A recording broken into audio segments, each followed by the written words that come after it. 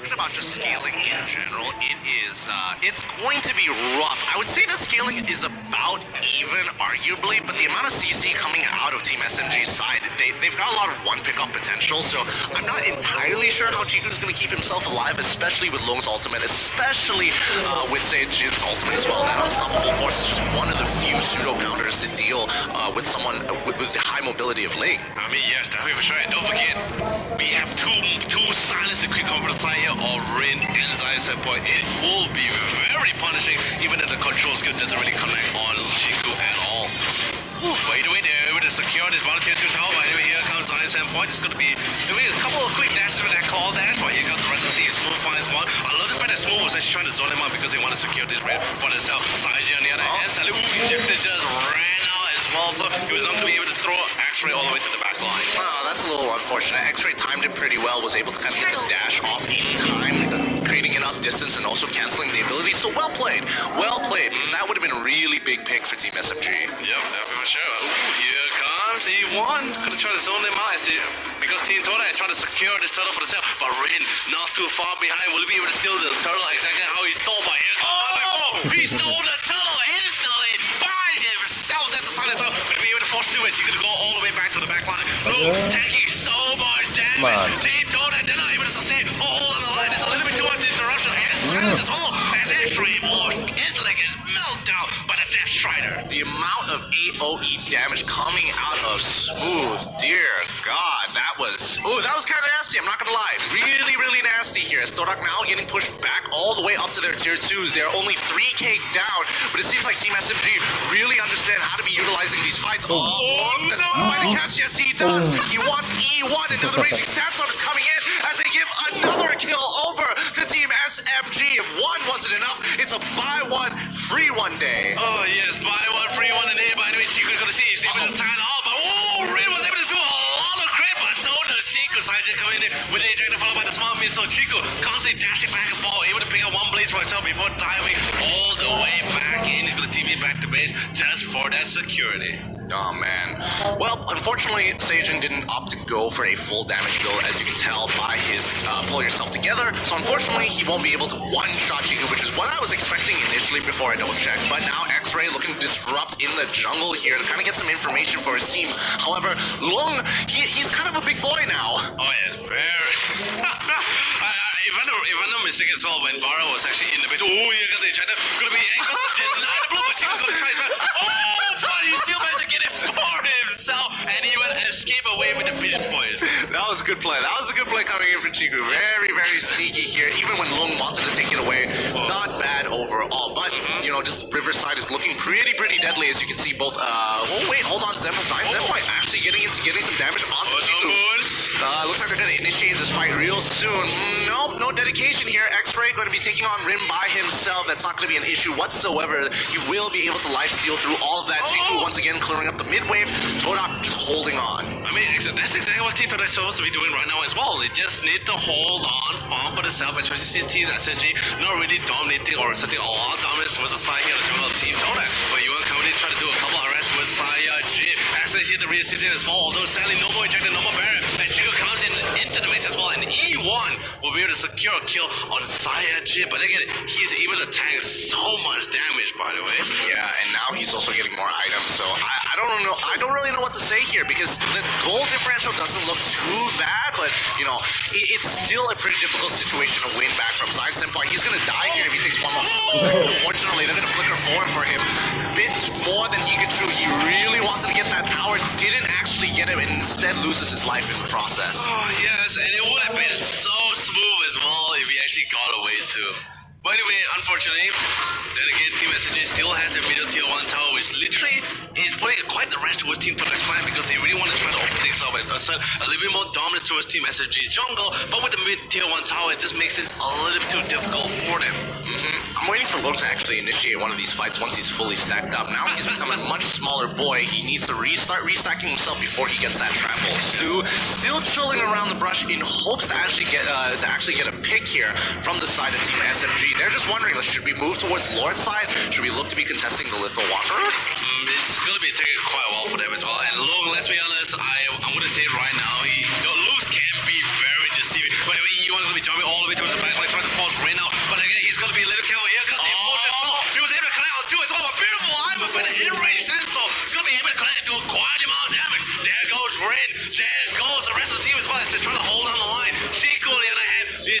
split push the lane, and now he jumps right into the mix stall. Long holding back. Remember, he still has immortality, so he's going to be able to out-tank and do quite a amount of damage. But here comes Saiju with the ejector instantly.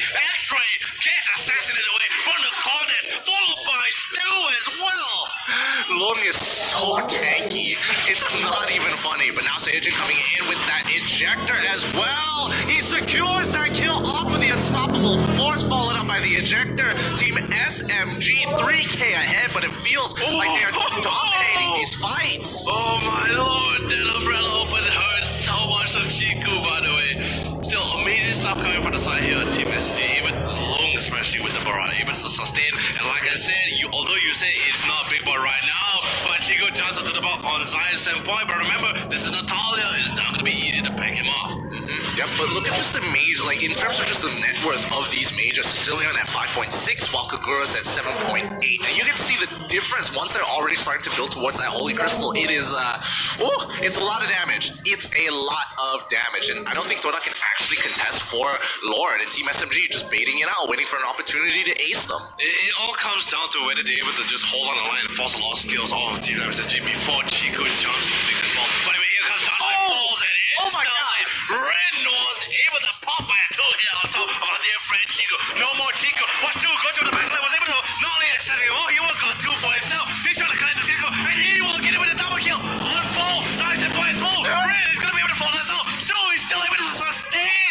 What a mad piece on the clean. And Simon trying his best to just outrun for the rest of the team. And Long, look at the rest. No one wants to kill on top of Long at all because they know how tanky Long can actually be. Huge Sanguine Claw coming out of Moon. So huge, turning that fight around, netting himself 3 of those kills for 1. So good. But now Long walking into all 4 members. Look at how tanky he is. He doesn't really care for the amount of damage. He's trying to kill as much as he can. But can they actually get the steal on top of a force coming right into the middle here? Jawhead gets pushed back. He needs to secure this. Somebody needs to secure the ball. And there it goes to Ruby. That's going to be Long getting taken out by Toda. Oh, really fortunate as well that Ruby was able to secure it for the team as well, because let's be honest, if Team SG, or in this case Long, or even Saiji was able to steal the Lord away, despite not having the retribution or even the main damage dealer in that pit, it will be such a turnaround for Team SG.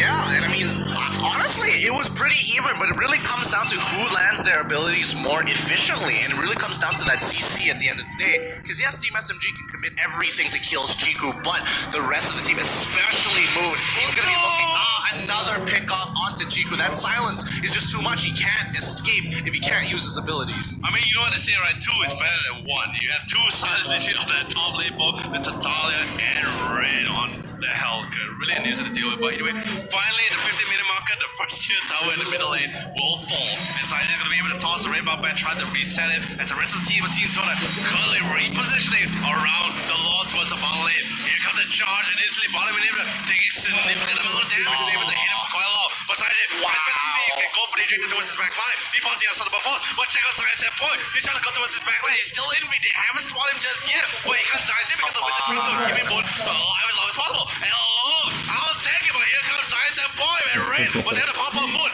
Very big kill, very big payoff, and actually not too far behind. Will instantly fall, making it 3 minutes. Team Toda instantly falling down to pieces. Well, defense coming from Team SMG, but sadly that will cost them both the bottom and the top inhibitor. I mean, no matter how you look at it, that fight was exceptionally long. Zyme Senpai, he was really hesitant to go in there. I definitely think that the smoke screen would have covered a good amount of area to kind of keep him protected, but his main problem was to get rid of Moon, and Moon was making sure he was distancing himself pretty well, knowing that he would come straight for the back line. Yeah, and the best part about it is, well, the Winter Trucker didn't make it any better, but anyway, Toda's rock as well, but Ewon going to be able to pull Saijin all the way to the back here. Ewon definitely having time to play, but he's going to be able to put the implosion and do quite significant amount of damage and sustain. But unfortunately, with Smooth in the mix as well, he's going to be able to pick off Ewon. There's 1 man down, but Moon is still alive. And look at the bottom lane, look at the crystal. MVP minion. MVP minion. This force is trying to recall, and now this way. Oh my god! Oh, just what? one-shots him. Smooth just one-shots Smooth out of nowhere and turns that fight around. They got no carries to help him out. Chico is halfway across the map and will not get into the mix of that muddle. Oh man, but then again, Long is gonna be able to force. Sorry, not Long. Zion Senpai is gonna be forced to go all the way back and split push that bottom lane because it's gonna be such a nuisance, especially since Team SG is trying to go for this long siege towards this middle lane in hopes to catch them with any dirty combination like the flicker ejector. Potentially, but you have to remember that both X-Ray and E1, their sole purpose is to not let anybody get picked off really, and by Saiyajin in particular, because you can't really do anything about Lung's Daytona. I need to stop calling it Daytona. Daytona's welcome. Daytona! But yeah, that ultimate is really, really frustratingly good. You can isolate a target and push it back into your team without too much loss or consequence to your life, especially when Lung is this tanky into the game. It is a rough game for Tonak overall, but pretty even no matter how you look at it. Don't forget it does damage over time as well, so even if you get eaten as well, you're not going to be able to regen or anything back at all. It's going to be a really hard thing to deal with. But then again, loving the fact that they sort of switched things up as well, because normally I actually thought it was going to be Logan to be played in Natalia here, but Zion Senpai is still able to fit the bill. Why can't Crit? But he did this for Zion Senpai instantly, but the next time with the Tempest of Play, he was able to outshield the majority of the initiation coming from the side of Red. Long on the head gets literally out position here, but Chico was still able to assassinate away Red. But Zion Senpai was able to try to return the favor. I suppose he's yet to resist the team, but it's going to be able to cost him his life. 2 cores, possibly a third one as well, as the Implosion was able to pull Long all the way back. But Smooth, but he was able to get away, and Long sustaining, and he just got Smooth coming in with his umbrella, but doing him a more damage as well. Saiyajin coming back to the mix, and Long was able to take away Bone, and now the rest of the team will fall. You're joking. You're absolutely joking. Baran is just not dying. Long is still alive. He's still sustaining through all that damage. He don't care. He's gonna use his ult one more time. Oh my goodness. X-Ray is sustaining through the damage. That's forcing him to use that Wizard Touch. And can he make it out? He gets one. Can he finish off the rest of his team with the cooldowns? They don't have the damage no more. Long could finally die. Reality, but he hasn't been broken. Now Saiyajin, the last one standing, gets oh my goodness, X-Ray gets all his life back off of the wave, forcing him to ejector. This is an absolute mess of a fight. Oh my. Oh, Baran, my friend Baran, why are you so tanky? I mean, you can look at his items. He's got the immortality, the Queen's Wing dominance as well. Oh my lord. The problem was he didn't even have immortality in that fight. He was just sustaining all the way. Oh my lord, the fight took so long until the point both Red and Zion Senpai could even come off cooldown. I mean, they used their ult twice, so I don't know what to say at that point. At that point, it's like, what can you really say about it? What can you really say? It's ridiculous, and I think, these drag-out fights is what Team SFG wants, but now it's becoming evident that, yes, even though we have the damage, we need to make sure it's on the right target to not get caught here. Jiku, he's looking for an opportunity to jump on Zion Senpai here, but now they have mispositioned themselves there, opened up, Rin goes into the back line straight away. He's looking for an opportunity. He gets picked off. Rin is gone. Todak was ready, and now they want to get the Lord. Once again, 50 is going to regenerate. They're turning it around. They need to get rid of SMG as quickly as possible, and they could end the game. The Winions are already going in. This is forcing Lung to go all the way back to base. They could end it right here, right now, off of this next wave. Oh man, Saiyajin has to really get to the back to base. Same goes for Zion Senpai. So thank God both damage here. They're going to be able to wave clear this really properly. But then again, they will have no choice but to give up the Lord. And it's going to be taken away from Team Toda. Oh my lord, my throat is going absolutely insane right now. Well, don't worry. We still have plenty more games like this to go here. Hold on, once again. Lord, he won't be able to get on the line. They got the off. Oh my goodness, Jacob still manages to secure it. Now the Divine Game has just been fought by Moon. He's going to be coming back up in one more second. Lum, he's tanking all this damage. He doesn't really care. He's 1v4ing in the middle of the Lord Pit. Potong mga minionnya. Oh Lord. Oh, in this case, Baran, you're a beast. You're an absolute monster. He is, oh Dude, man. I was so concerned with the Lord, especially he committed retribution, by the way, a little bit too early too. Way too early. Oh, way too late. But then again, he was panicking too because he was so scared that Barat or Lung in this case might use Daytona Daytona's welcome and eat him before he could even try to commit it. It could have been good timing. They were stacking really, really well. True. Overall, well played to Torak coming back from such a difficult start in the beginning. Yes. Now they're in a very comfortable position with their composition scaling quite nicely as well. Yes. The two biggest hitters coming in from Chiku and Moon in comparison to Smooth as well as Rin. Dude, don't forget the fact that right now Moon versus Cecilia 22 minutes into the game with Divine Glaive as well. He's gonna be bursting you for days. And this, by the way, this is an enhanced law, Luminous law. He's gonna be doing quite a lot of damage. Ring gets caught off guard. He literally had no choice but to pop the top line falls as well. So sadly, he's not gonna be having them on their element into this fight. And Team Dota is gonna be making full use of this opportunity to actually force a fight right here, right now. Look at Loam. He's just eating it. He's not even worried. He's below 50% HP. Not even worried about it. Focus on getting rid of the Lord. The whole team is coming in. Raging Sandstorm as well. Trying to commit to end this game as quickly as possible. Lord goes down. But now look, he's going to be going down next. Rin is already gone. Look, is coming back to life with the immortality. A double kill for Chico here. E1 dies to the train as they look to end this game as quickly as possible. Torak have their priorities straight. Oh man, but absolutely insane coming from every member on the team here. But also at the same time, Team Dota able to hold down the line despite how tanky Lone was. They played with what they totally understand from their competition. They hold the line, they drag the game a little bit more, especially since Team SMG gave them a slight opening as well. I believe the minute they started falling back and not controlling the jungle of Team Toilet, I think that's pretty much when Team Toilet was able to bounce back in that economy. Well, I think Team SMG already made the micro mistake of not managing those waves very well. Losing both of those inhibitors ended up really biting them back because had this fight actually occurred much lower down into the lane rather than their side of the map, I think it would have looked a lot more different there.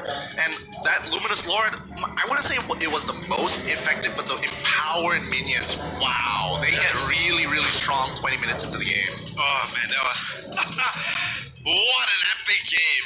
First game, by the way, first game, guys, and it's really absolutely insane. And of course, at the same time, first appearance of Farah. Yeah, I think we really have to take a look at Farah here later into those item builds because my goodness, he was 1v4ing for a good majority of that fight. So it was just unbelievable. It was unbelievable that he could sustain that long. Yeah, but at the same time, I think Team SSG and a lot of the teams watching the stream right now can fully understand, like, with a lineup composition like this, you have to close the out to it.